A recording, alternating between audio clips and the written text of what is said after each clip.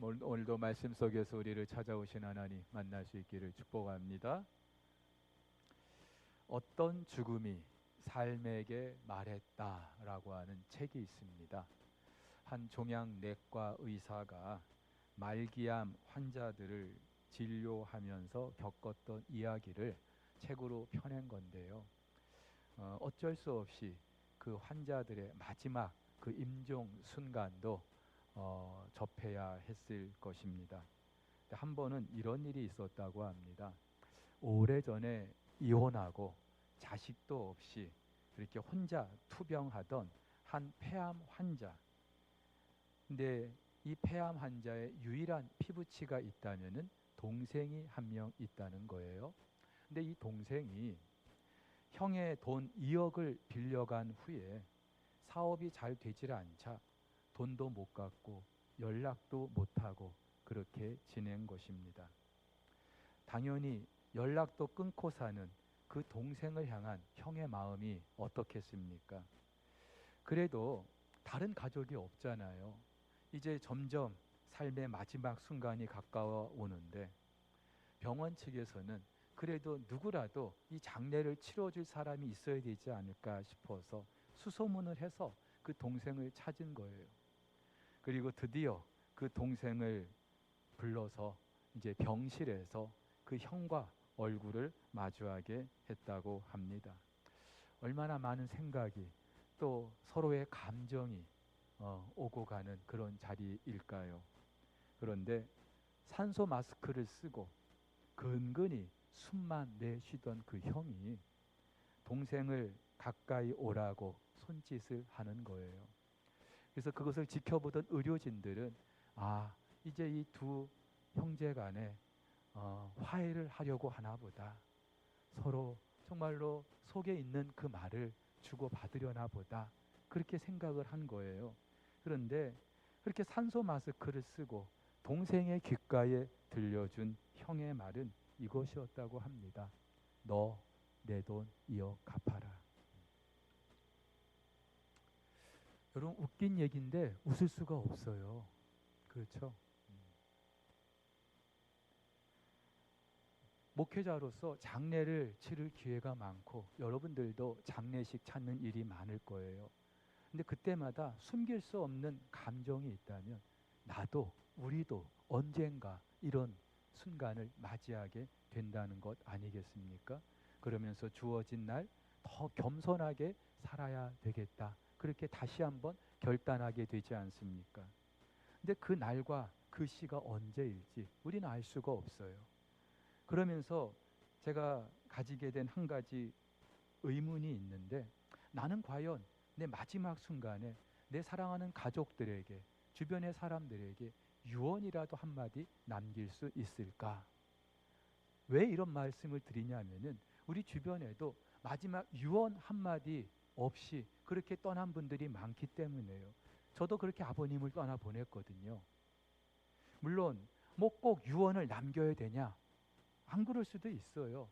그런데 한편 생각해 보면은 한평생을 살았는데 그 한평생 살면서 무엇이 중요한지 다른 사람은 몰라도 정말 사랑하는 그 가족들에게만큼은 들려줄 수 있는 그 말이 있지 않겠어요? 아무리 인생이 무상하다고 해도 자신의 삶을 정리할 수 있는 그 한마디 있지 않겠습니까? 그래서 어느 순간부터 하나님 저에게도 적어도 유언 한마디 남길 수 있는 그런 기회를 주십시오. 기도하지 않을 수가 없어요. 근데 우리가 또 생각해야 될 것이 있는데 그럼 도대체 어떤 유언을 남길 것입니까? 내 돈 2억 갚으라는 그런 유언 남길 겁니까? 목사님 그거는요 죽을 때 그때 한번 생각하면 되죠. 아니에요. 마지막 남길 수 있는 유언은요 그때 생각하면 늦어요. 그때 생각하지 못할 수도 있어요. 그 말은 지금 건강할 때 평상시 우리가 정말로 중요하게 생각하는 그것이 되어야 할 것입니다. 그렇다면은 하나님의 부르심을 받는 그 마지막 순간 사랑하는 사람들에게 남길 그 마지막 유언 무엇이 될 것인지 무엇을 남길 것인지 우리는 생각하지 않을 수 없습니다. 야곱이 유난히 아끼고 사랑했던 아들 요셉, 형들의 시기로 애굽의 노예로 팔립니다. 아비의 그 지나친 편애가 결국 그 아들을 사지로 몰아넣고 만 거예요. 이후에 야곱의 삶, 그야말로 죽지 못해 사는 그런 삶의 연속이었습니다.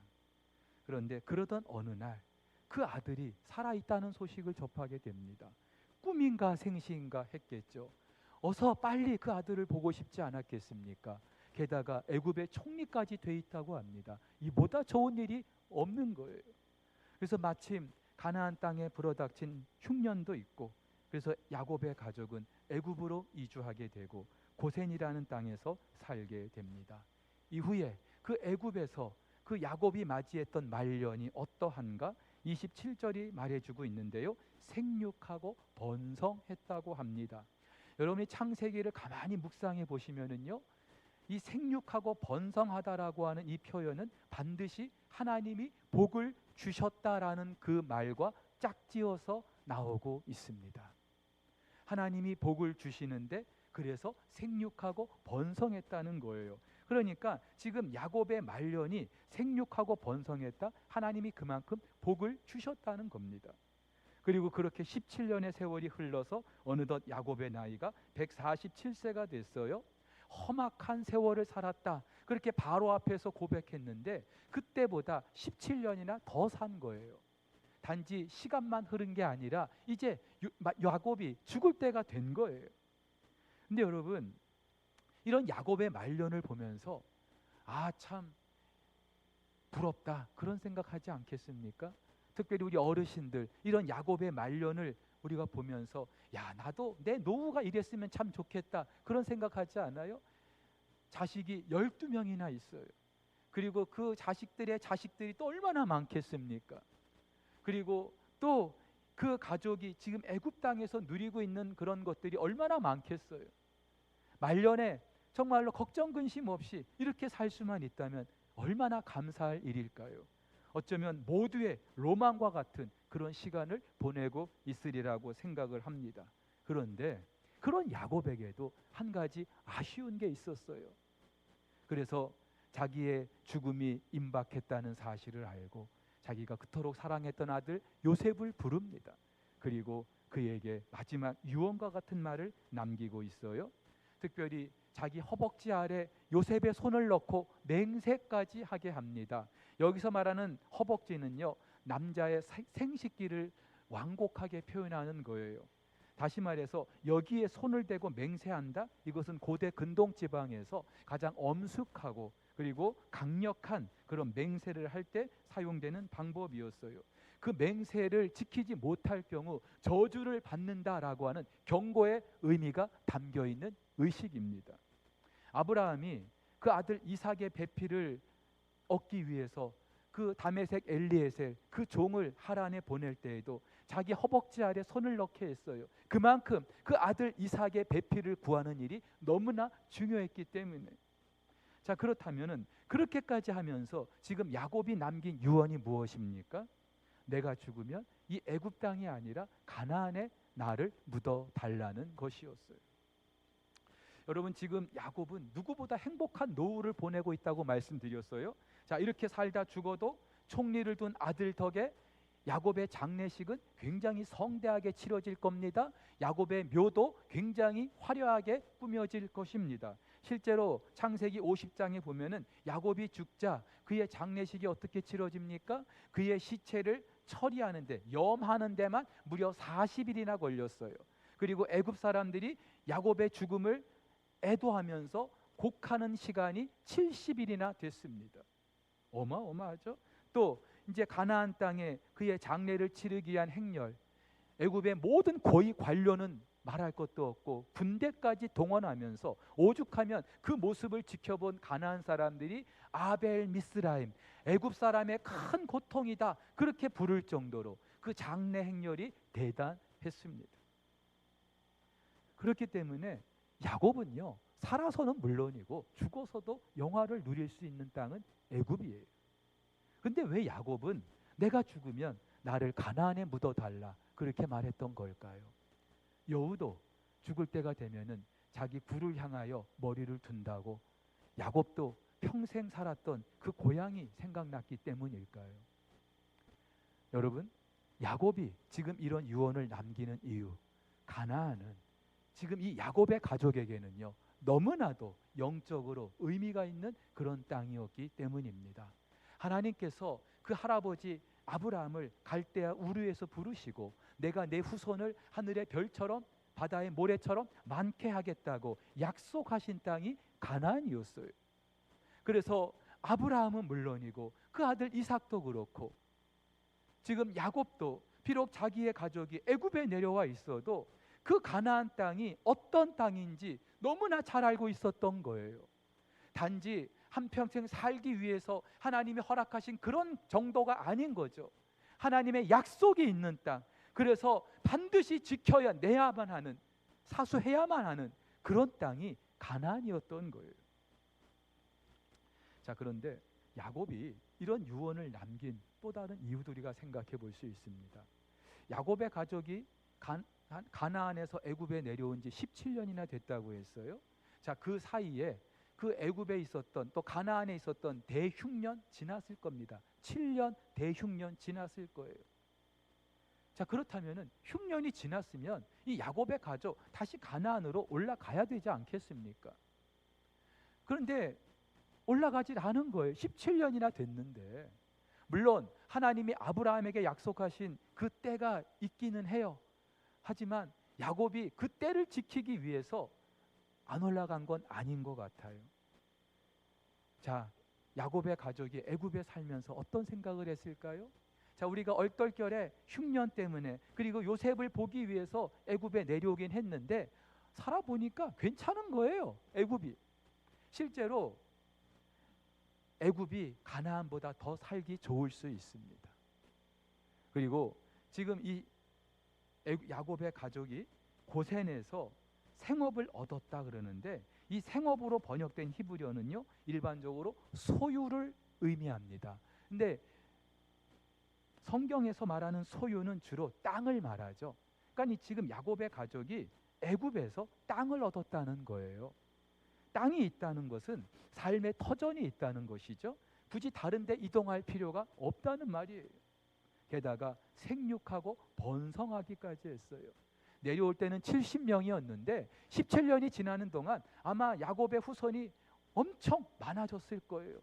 한번 생각해 보세요. 그렇다면은 그 많은 야곱의 대식구가 굳이 이렇게 우리가 아쉬울 게 없이 잘 살고 있는 이 애굽 땅을 박차고 뭐 하나 약속된 것이 없는 저 가나안 땅 굳이 갈 필요가 있었을까요?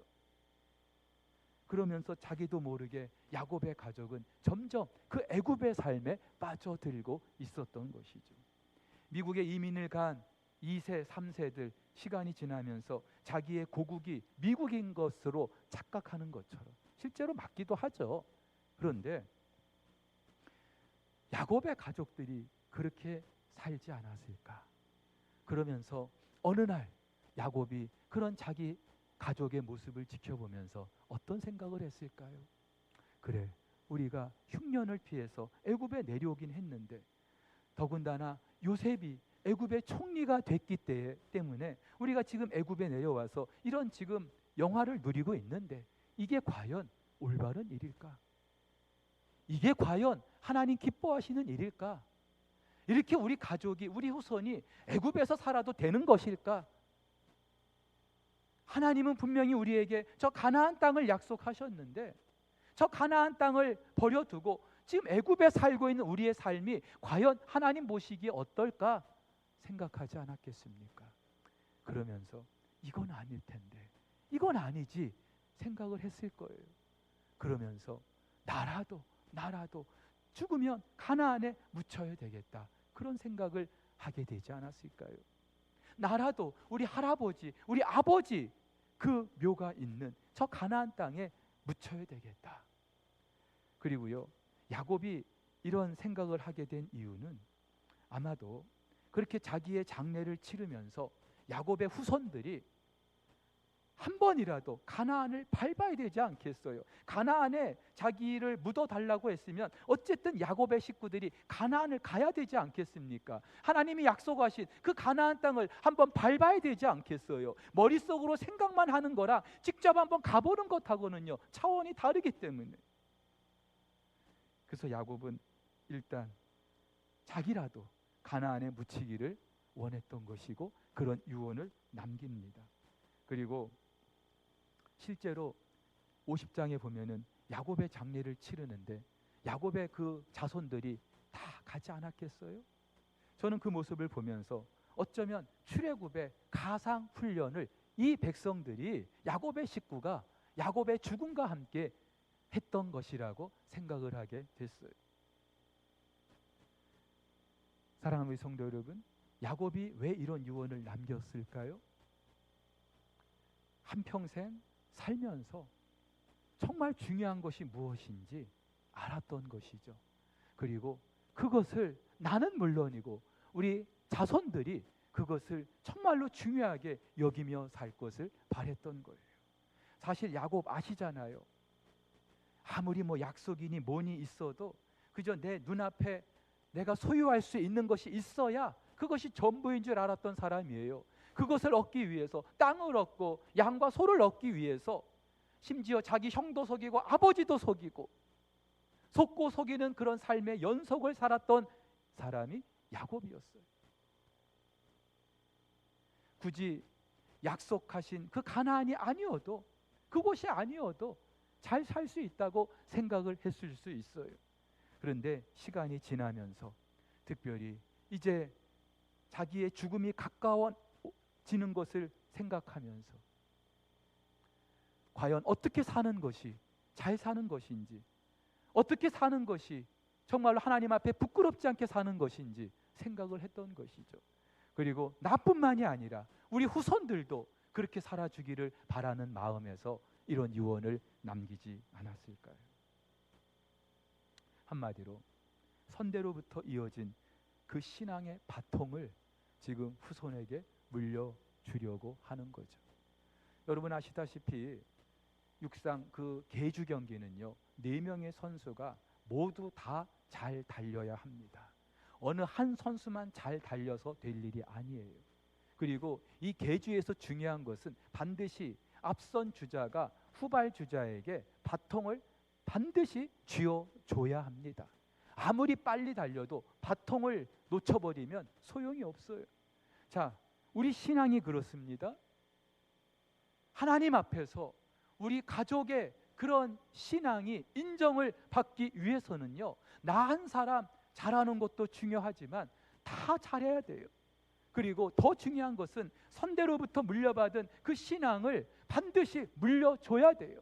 이 작업이 제대로 이루어지지 않으면은 우리의 신앙은, 우리의 가족은요, 하나님 앞에 정말로 내놓을 것이 없을 거예요. 실제로 우리 주변을 보면은 선대에는 정말로 남들이 부러워할 만한 그런 믿음의 그런 가문이었는데 후대로 가면서 너무나도 정말로 부끄러운 그런 가정들 있잖아요. 한 나라가 그렇고요, 한 교회가 그렇고요, 한 가정도 우리가 얼마든지 접하고 있지 않습니까? 오늘 이 야곱의 마지막 그 유언을 우리가 생각하면서 우리는 다시 한번 이런 도전을 받지 않을 수 없어요. 근데 제가 이 말씀을 준비하면서 제 마음에 들었던 생각이 무엇인가 하면은, 그럼 과연 우리에게는 우리 후대에 물려줄 그 바통이 있는가? 그 신앙이 있는가? 신앙을 물려줘야 된다는 그런 당위성은 알겠는데 과연 우리에게는 물려줄 만한 그런 유산이 있는가? 이거 한번 생각해 보셔야 되지 않겠어요? 뭐 유산도 없는데, 물려줄 바통도 없는데, 그냥 뭐 선대로부터 기독교 집안이니까, 예수 믿었으니까, 교회 다니니까, 예배 드리니까 이게 전부인 줄 알고, 그렇게만 하면 되는 줄 알고, 그러면서 온통 우리의 관심은 애굽 땅에 있지 않습니까? 애굽에서 어떻게 하면 잘 먹고 잘 살 수 있을까? 이것이 우리의 관심 아닙니까? 세상 사람들이 중요하게 생각하는 것, 그거 놓치면은 안 될 것 같아서, 그러면 내가 실패하고 망할 것 같고, 그래서 선대가 물려준 그 신앙의 유산이 있는데도 그것을 헌신짝처럼 내버리고 여전히 세상 사람들이, 애굽 사람들이 중요하게 생각하는 그것 붙들고 몸부림하고 있는 게 우리의 현실이 아닌가. 어떻게 해야 될까요? 일단은요, 뭐 신앙을 물려주기 이전에 나에게, 우리 기성세대에게 이 믿음이 있는지를 점검해 보셔야 돼요. 과연 우리에게는, 우리 후손에게 자신 있게 물려줄 만한 그런 신앙의 유산이 있는지, 그런 믿음이 있는지. 특별히 이제 주님 앞에 서게 될 날이 얼마 남지 않았는데, 오늘 야곱과 같이 내가 남은 때 정말로 온몸을 다 바쳐서 해야 될 일이 무엇인가, 우리는 생각하지 않을 수 없어요. 우리가 아무리 교회 리모델링을 하고 다음 세대 부르짖는다 할지라도 우리 기성세대들의 믿음이 제대로 갖춰져 있지 않다면, 자녀들에게 보여줄 우리의 믿음이 없다면 무슨 소용이 있겠습니까? 물론 우리 중에는 선대로부터 물려받은 유산이 없는 분들도 있어요. 목사님, 제가 일대예요. 그렇게 안타까워하는 분들도 계셔요. 근데 괜찮아요. 여러분이 신앙의 일대가 되시고요, 여러분이 그 신앙을 후대에 물려주시면 되는 줄로 믿습니다. 그리고 이것은요, 다른 그 무엇보다도 우리가 후대에 이 믿음을, 이 신앙을 물려주는 것은 다른 그 무엇과 비교해도 정말로 모자람이 없고 너무나 중요한 그런 가치가 있는 줄 믿으시기를 바랍니다. 이 믿음이 있어야 반드시 우리의 후손도 지킬 수 있고 우리의 가정도 지킬 수 있기 때문이에요. 제가 최근에 조정래 씨의 황금종이라는 소설을 읽고 있어요. 황금종이 돈을 말하는 거예요. 근데 돈 때문에 빚어진 여러 일들을 이렇게 엮어놓은 책인데, 한 번은요, 아버지가 돌아가셨는데 사남매가 그 아버지 유산 때문에 서로 티격태격하고 소송까지 내고 원수가 돼버렸어요. 여러분, 물려주면은 반드시 싸우고 그리고 원수처럼 지내게 될 그것을 그래도 물려줘야 되겠습니까? 그것을 물려주면 우리 자녀들의 가정이 다 깨져버리는데 그래도 그거 물려주겠습니까? 거기에 생명을 걸겠습니까? 우리가 뭘 물려줘야 우리의 자녀들을 지킬 수 있을까요? 저들의 가정을 지킬 수 있을까요? 그것은 바로 하나님을 향한 우리의 믿음인 줄 믿으시기를 바랍니다. 그런 면에서 여러분들에게 도전하고 싶은 것이 가정 예배예요. 가정에서, 예배의 자리에서 우리 선대의 이 믿음이 후대에 이어지게 해야 합니다. 오늘 야곱도요, 그 정말로 마지막 그 유언, 어떤 자리입니까? 하나님을 예배하는 자리, 침상머리에서 예배하는 자리. 이 침상머리, 히브리서에서는 지팡이 머리라고 그렇게 번역해 놨는데 뭐 의미는 다르지 않아요. 마지막 침상에서 예배한다, 마지막 지팡이 머리 붙들고 예배한다. 무슨 말이에요? 죽을 때가 됐다는 거예요. 기력이 다 했다는 말이에요. 근데 그 마지막 순간에 지금 야곱이 하고 있는 게 뭐예요? 하나님을 경배하는 거예요. 하나님을 예배하는 거예요. 그리고 그 자리에서 자기가 생명같이 여기는 그 마지막 유언을 요셉에게 남겨주고 있는 거예요. 감사하게도 그렇게 하나님을 예배하는 자리에서 이어진 야곱의 유언이 그 후손들에게 그대로 지켜집니다. 그래서 50장을 보면은 그 야곱의 후손들이 그 아버지를 죽고 나자 가나안에 묻어들이죠. 근데 그뿐이 아니라 50장에 보면은 또 요셉도 자기가 죽을 때에 이런 유언을 남깁니다.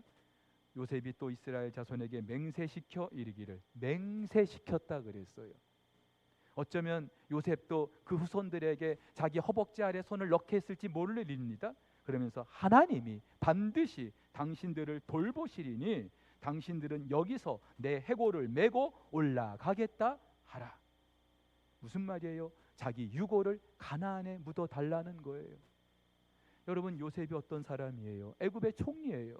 그가 죽으면 뭐 바로의 그런 피라밋 정도는 아니라 할지라도 그 무덤이 얼마나 대단하겠습니까? 후세 사람들도 야, 애굽 그 흉년의 기간 동안에 애굽을 먹여 살린 사람이다, 얼마나 존경할 것입니까?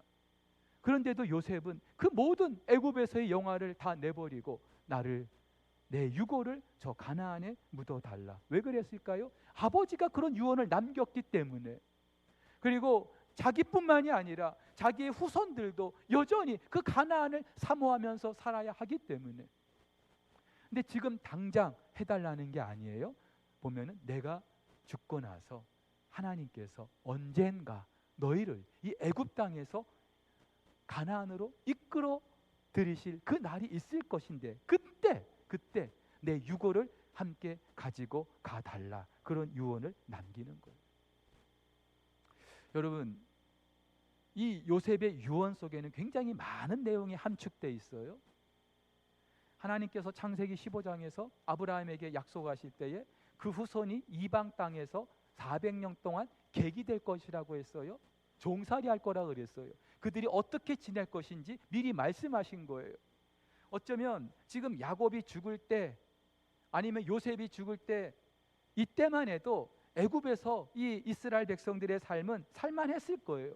그런데 역사적으로 요셉이 죽고 나자 요셉을 알지 못하는 새로운 파라오가 이집트를 지배하면서 형세가 완전히 뒤바뀌게 되죠. 그러면서 이 야곱의 식구들이 종살이하게 됩니다. 노예로 살게 되는 거예요. 얼마나 힘들었을까요?